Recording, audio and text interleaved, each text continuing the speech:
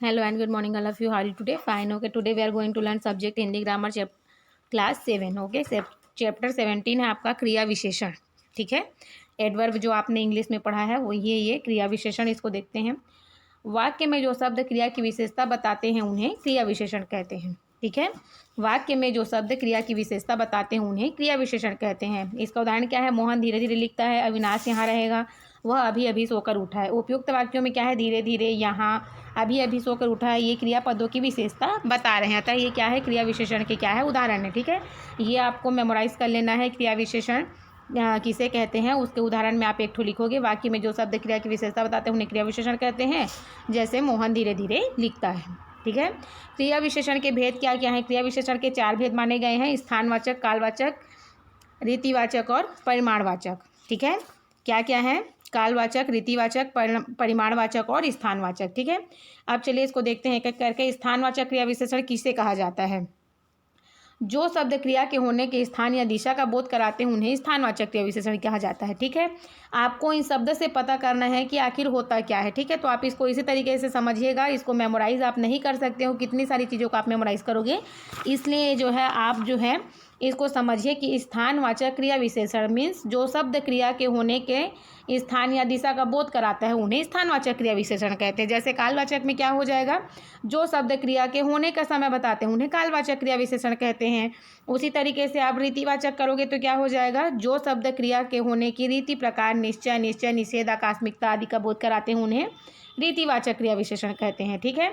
उसी तरीके से परिमाणवाचक विशेषण आप कैसे जानोगे? जिस शब्दों से क्रिया की मात्रा अथवा परिमाण का बोध होता है उन्हें परिमाणवाचक क्रिया विशेषण कहते हैं. ठीक है. तो आप इसको इसी तरीके से समझिएगा और इसी तरीके से आप इसको ध्यान में रखिएगा और मेमोराइज आपको ऐसे ही हो जाएगा ये. ठीक है. चलिए देखते हैं स्थानवाचक क्रिया विशेषण में. इसके भी 3 प्रकार होते हैं: स्थिति, दिशा और विस्तारवाचक. ठीक है. यहाँ, वहाँ, ऊपर, नीचे, जहाँ, कहाँ, बाहर, भीतर, ये सब क्या है? स्थिति है. दिशा क्या है? इधर उधर, किधर, दाहिने बाएं, इस और ये सब जो क्या है आपका दिशा है. और विस्तारवाचक, यहाँ से वहाँ तक ये जो है क्या है आपको विस्तारित किया जा रहा है ना.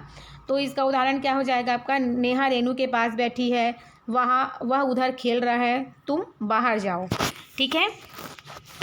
कालवाचक में क्या होता है? इसमें भी समय, अवधि और वातावरण संबंधित होता है. ठीक है. ये भी 3 प्रकार से होते हैं. तो समय क्या है? आज, कल, परसों, सवेरे, प्रातः काल, आगे पीछे, जब, तब, कब, ये सब जो है क्या है आपका समय है.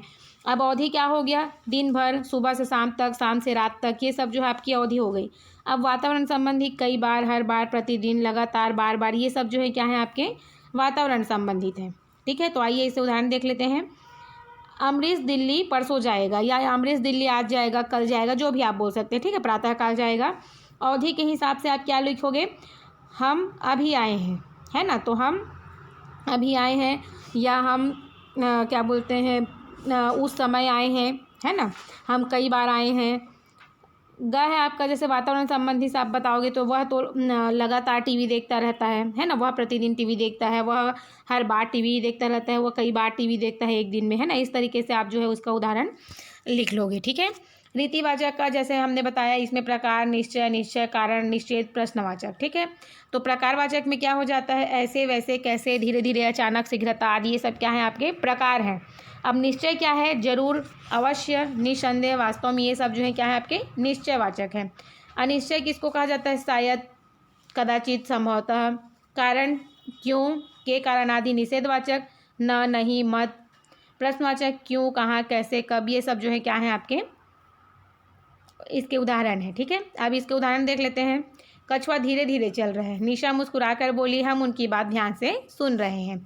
ये आपके रीतिवाचक विशेषण के, क्रिया विशेषण के उदाहरण हैं. ठीक है. परिमाणवाचक विशेषण किसे कहा जाता है? मैंने आपको बताया, जिन शब्दों से क्रिया की मात्रा अथवा परिमाण का बोध होता है उसे परिमाणवाचक क्रिया विशेषण कहते हैं. इनके कई भेद हैं: अधिकतावाचक, न्यूनतावाचक, पर्याप्त, तुलनावाचक और श्रेणीवाचक. अधिकता में अधिक, अत्यंत, अति ज़्यादा. न्यूनता में थोड़ा कम, न्यून रहेगा. पर्याप्त में आपका पर्याप्त, काफ़ी, बस कहा जा सकता है ना. तुलनावाचक में आप जितना, उतना, कितना, इतना, ये सब बोल सकते हो. और श्रेणीवाचक में आप क्या बोलोगे? थोड़ा थोड़ा, क्रमशः, बारी बारी से, है ना. उदाहरण आप किसका क्या क्या लिखोगे? यह पहलवान खूब खाता है. क्या तुम पर्याप्त कमाते हो? रोज़ सुबह थोड़ा घूम लिया करो. ठीक है. क्रिया विशेषण में के बारे में जानने योग्य बातें आपके लिए क्या क्या है, चलिए देख लेते हैं.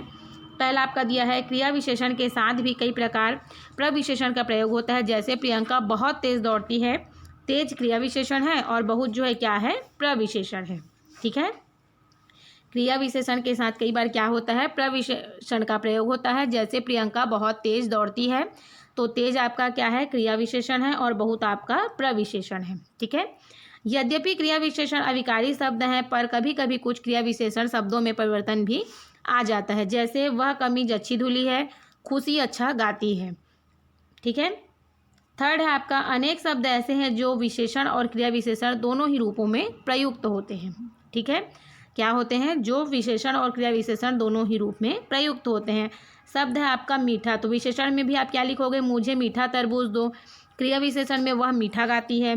कुछ का मुझे कुछ रुपए दो, कुछ खाओ। थोड़ा का होता है थोड़ा दूध पी लो या थोड़ा सा लो।